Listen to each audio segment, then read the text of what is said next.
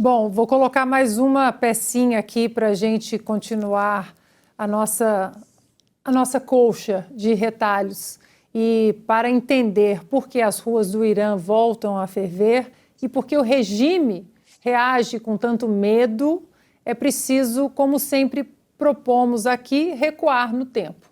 No primeiro programa do De Leste a Oeste, lá em outubro de 2025, nós explicamos como a Revolução Iraniana de 1979 transformou o país em uma teocracia autoritária e moldou o sistema que governa o Irã até hoje. Vamos rever esse momento decisivo da história para que possamos entender as raízes e ramificações de eventos que mudam o curso de maneira radical de um país. Em 1979, o Irã passou por uma transformação que mudou não só o país, mas o equilíbrio do poder no Oriente Médio e no mundo. A Revolução Iraniana derrubou o Shah Mohammad Reza Pahlavi, um monarca pró-ocidente, e instaurou uma teocracia islâmica sob o Ayatollah Ruhollah Khomeini, o que levou um país rico em petróleo, com um governo modernizante, a abraçar um regime fundamentalista. E como isso molda o Irã que vemos hoje, desafiando Israel, apoiando o terrorismo e buscando influência global. No início do século XX, o Irã era uma monarquia sob a dinastia Pahlavi. O Shah, apoiado pelos Estados Unidos e Reino Unido, promoveu modernizações como reformas agrárias e direitos das mulheres, mas seu governo era autoritário. A repressão a opositores, a desigualdade social e a influência ocidental geraram descontentamento. Enquanto o Shah vivia em palácios, muitos iranianos enfrentavam a pobreza e o clero xiita, liderado por Khomeini, via a ocidentalização como uma ameaça à identidade islâmica. Exilado desde 1964, Khomeini usava fitas cassete para espalhar mensagens contra o Shah, inflamando protestos. Em 1978, manifestações explodiram.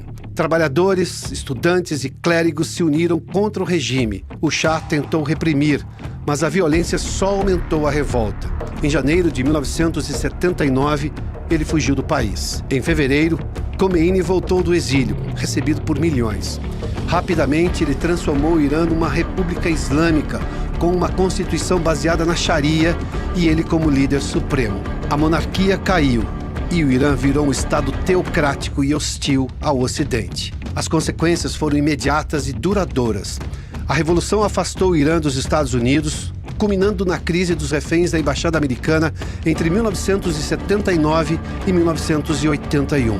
O regime de Khomeini passou a exportar sua ideologia, apoiando grupos como o Hezbollah e, mais tarde, o Hamas, enquanto buscava armas nucleares para consolidar o seu poder. Hoje, 46 anos depois, o Irã permanece uma força desestabilizadora, financiando o terrorismo e desafiando a ordem global. A Revolução de 1979, além de uma mudança de governo, foi o nascimento de um projeto que ainda ameaça a paz no Oriente Médio e a civilização ocidental. E o regime que nasceu em 1979 prometeu justiça, soberania e redenção moral. O que entregou, na verdade, foi repressão, isolamento e medo. Quase meio século depois, é esse sistema que está sendo desafiado nas ruas do Irã. Amigos, diante dessas manifestações, que já duram quase 2 semanas, eu pergunto agora ao Bernardo o que distingue esse momento de outros protestos no Irã e até que ponto o regime ainda consegue sustentar esse nível de repressão sem romper internamente. Bernardo. Ana, os fatores que o Flávio mencionou anteriormente são importantíssimos, né? Começa com um problema econômico, envolve uma questão étnica dos curdos, e depois tem um fator que eu acho que é importantíssimo que as pessoas não estão percebendo, que é a geração Z. Ou seja, essa geração da internet com informação não centralizada, difusa, que é capaz de se organizar rapidamente por meio da internet, de modo que você não consegue identificar os líderes ou quem está comandando, mais ou menos como foi na época do Brasil, 2013, 14, 15, ali até 16, as manifestações contra a Dilma e que redundou no impeachment, né? Ou seja, essa geração que catalisa as suas indignações e capta os sentimentos e consegue organizar esses protestos e levar manifestações como aconteceu em Madagascar, no Nepal, em Moçambique, em tantos outros lugares no mundo recentemente, no ano passado. Então, é um movimento diferente das outras tentativas antigas, né? Porque eu acredito também que existe a pressão de Israel, a pressão dos Estados Unidos e agora também do Reino Unido. A gente tem que lembrar de uma informação recente dessa semana, que o Reino Unido recebeu na sua base, no Oriente Médio, diversos aviões militares americanos, o que indica que vai haver uma incursão militar americana, ou estão prontos para que tenha uma incursão americana lá no Irã. O Donald Trump já avisou as autoridades iranianas que, se eles reprimirem com violência e matarem a população, eles irão atacar com força como nunca viram antes. Lembrando que já houve recentemente a Operação Midnight Hammer, né, o martelo da meia-noite, e que destruiu as operações, os laboratórios, né, de construção de armas nucleares iranianas, ou pelo menos os fragilizou muito.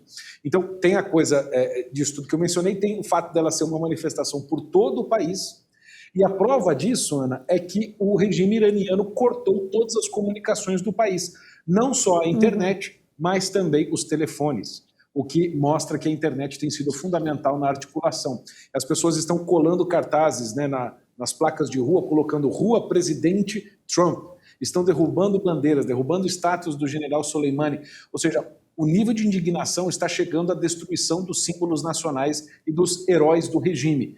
Isso já sinaliza que o regime já não tem mais condições de conter estes atos de revolução ou contra-revolução e tenta se manter, talvez ali com a Guarda Revolucionária Iraniana, os Basij, né, que são aquelas militares leais ao regime, e tentando talvez sustentar com um pouco de apoio da Rússia e da China, mas eles estão sem condições de apoiar a sustentação do Ayatollah e do seu presidente. Bom, antes de seguirmos com o Ivan, eu vou colocar mais uma pecinha aqui, porque essa eu quero ouvir do Ivan, eu vou voltar nele. Marco Rubio. Ao longo dos últimos anos, poucas vozes em Washington foram tão consistentes quanto a do atual secretário de Estado americano, principalmente ao alertar para a natureza ideológica da ameaça jihadista.